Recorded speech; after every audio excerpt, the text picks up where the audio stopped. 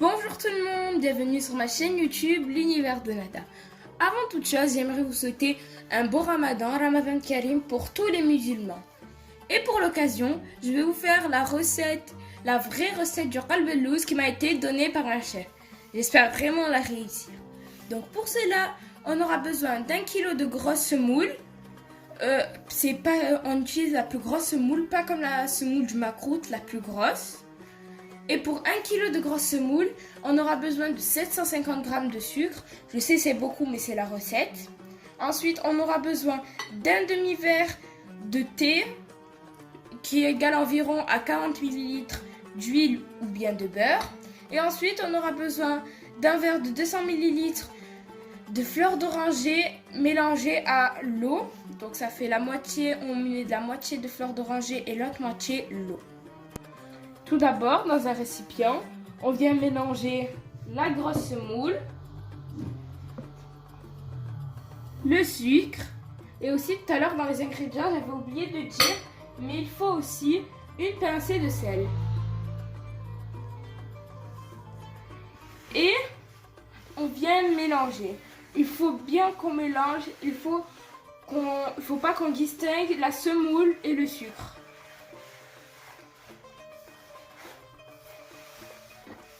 On prend du temps à mélanger. Il faut bien prendre son temps. À chaque fois qu'on doit mélanger, on doit toujours prendre son temps.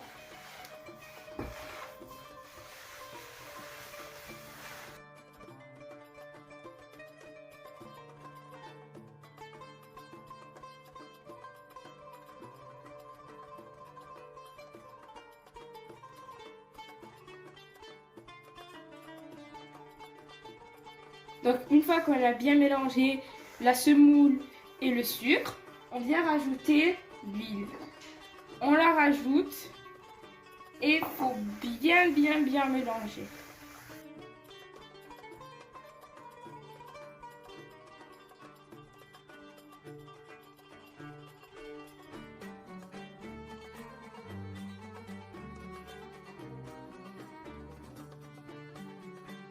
Et comme je l'ai dit tout à l'heure, il faut bien prendre son temps pour mélanger. Donc, une fois qu'on a bien mélangé, on vient rajouter petit à petit l'eau et la fleur d'oranger. On le rajoute vraiment petit à petit. On mélange, puis on fait ça avec tout l'eau d'oranger. On mélange bien.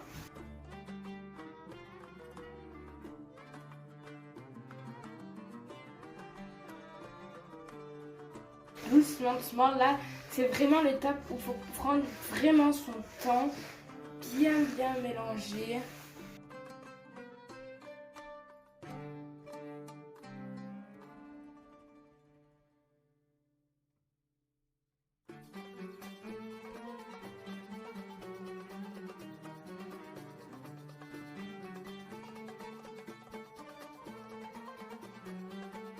Avec ce mélange, on essaie de bien faire fondre le sucre. Il faut plus qu'on le voit.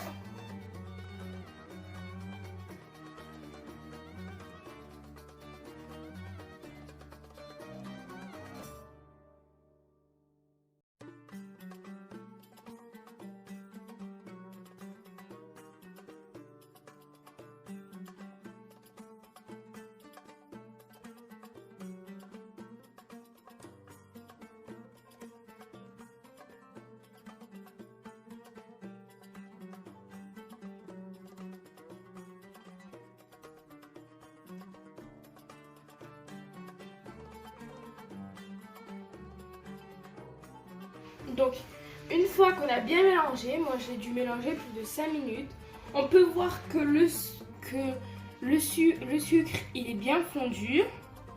La pâte elle est devenue collante et elle s'est alourdie, elle est bien lourde. Et ensuite, on vient la mettre soit dans un sachet de congélation ou bien dans une boîte qu'on va fermer. Il faut qu'elle soit isolée de l'air. Il ne faut pas qu'il y ait de l'air pour pas qu'elle sèche et on la laisse reposer minimum 6 heures.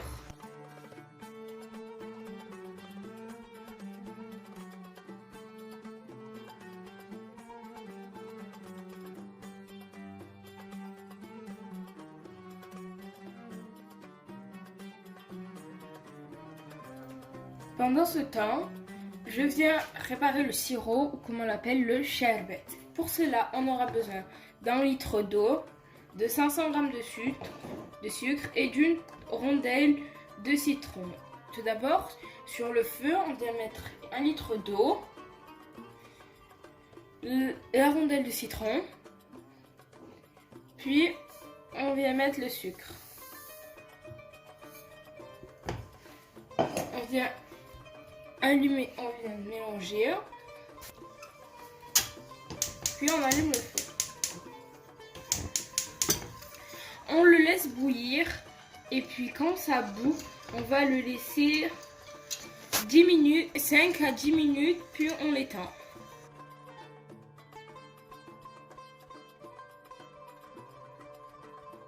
Ça a bouilli, que j'ai laissé 5-10 minutes. On éteint le feu et on ajoute 4 cuillères de fleurs d'oranger. Puis on le laisse reposer. Et pour utiliser ce sirop, on doit l'utiliser bien frais. Donc une fois que j'ai laissé reposer ma pâte, moi personnellement je l'ai laissé reposer toute une nuit. Donc je vais l'enlever, je vais la mettre dans un récipient. Et je vais enlever du sachet. Là je la mets dans un récipient. Et comme on peut le voir, la pâte elle est dure, elle est bien dure. C'est normal, elle a absorbé toute l'eau. Là elle est bien dure. Donc on va l'ouvrir. On va l'ouvrir dans le récipient. Voilà.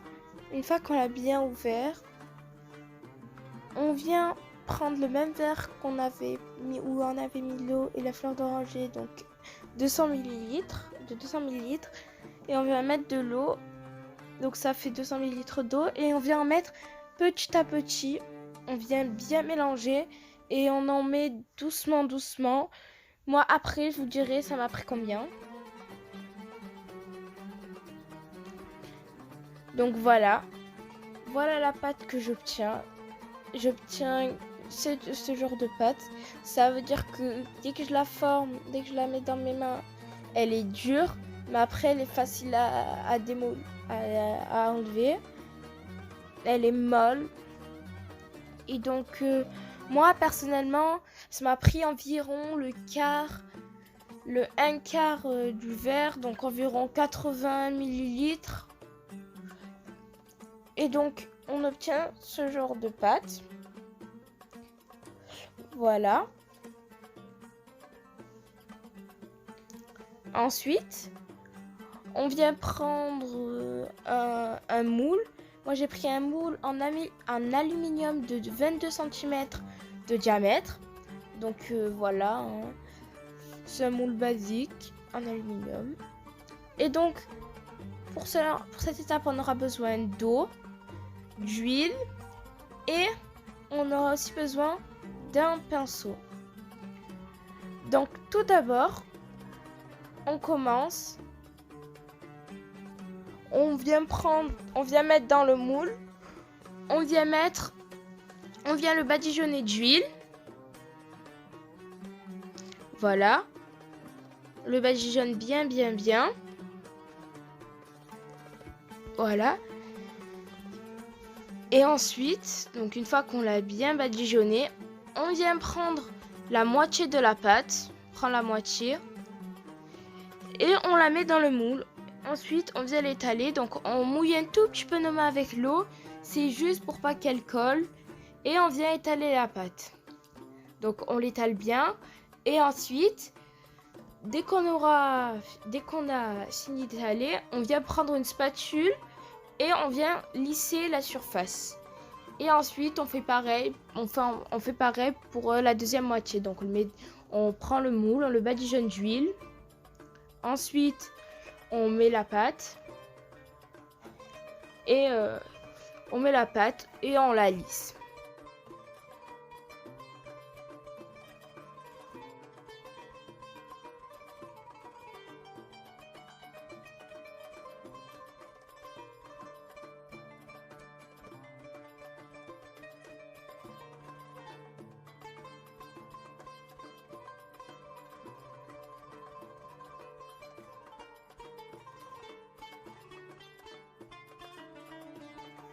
Donc une fois qu'on l'a bien lissé, on vient prendre notre pinceau et on vient étaler sur la surface.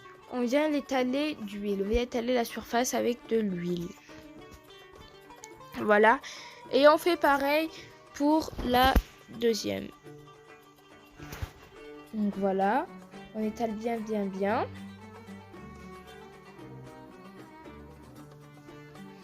Ensuite, on vient prendre un couteau. Puis on passe juste comme ça. On fait juste des traits. Faut pas que le couteau il va jusqu'en bas. C'est juste à la surface. On fait des morceaux juste à la surface.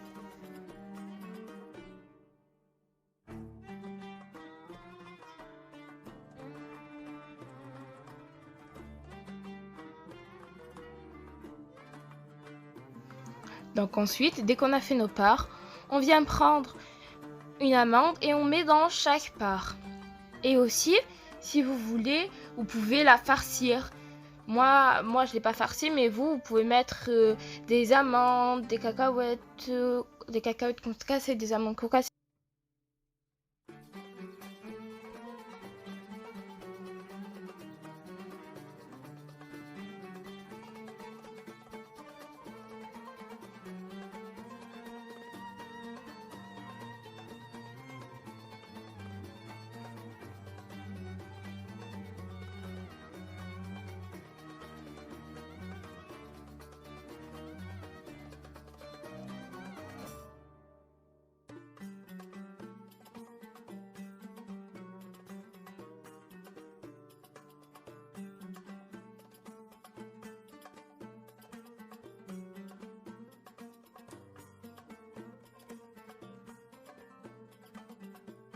Le temps de cuisson de notre albalouse est de 45 minutes.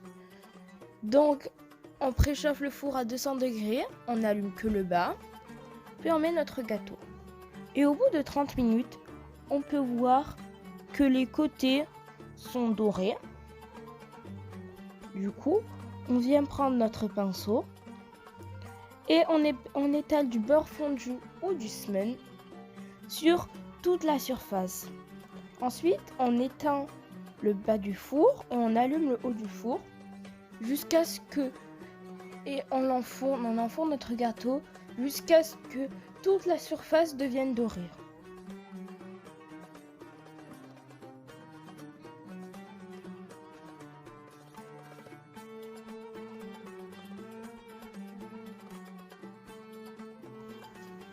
Alors voilà, mon gâteau il est prêt. Là, vous voyez, il est bien dur, mais c'est tout à fait normal. Moi, je l'ai fait bien cuire, c'est parce qu'on aime comme ça. Et ensuite, on vient le mettre, le sherbet qu'on a fait tout à l'heure, qui est bien froid. Et là, comme on peut le voir, toute la quantité qu'on met, eh ben, ça va l'absorber. Donc, voilà. On voit que ça l'absorbe bien, bien, bien, tout ce qu'on met. Donc, voilà. Là, on peut voir qu'il reste juste un petit peu sur les côtés, mais c'est normal. Et on continue. Moi, personnellement, ça m'a suffi les 1 litre. Ça m'a suffi pour les deux.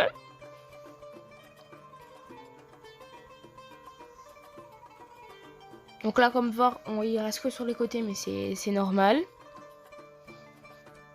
Donc ça va l'absorber. C'est juste que ça prend un petit peu de temps.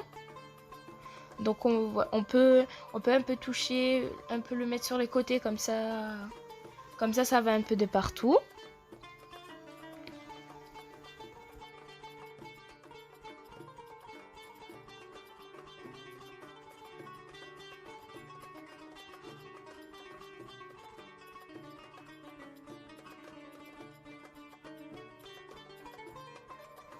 Alors ensuite, on vient le remettre dans notre four, éteint bien évidemment. Donc voilà. Et pour savoir si on a bien réussi, dès qu'on appuie, on voit que ça ressort, le sherbet il ressort. Le sirop qu'on a mis, il va ressortir. Pour savoir, du coup, on appuie. Et là, on voit bien que ça ressort. Du coup, ça veut dire qu'on l'a réussi. C'est bon, mon qalbelouz, il est prêt. Il est sur la table de présentation. il est magnifique. Maintenant, je vais goûter pour voir comment il est à l'intérieur. Je vais l'ouvrir. Wow, il est moelleux. Il a l'air délicieux. Et si la vidéo vous plaît, n'hésitez pas à vous abonner, à liker et à partager. Bon appétit et à la prochaine!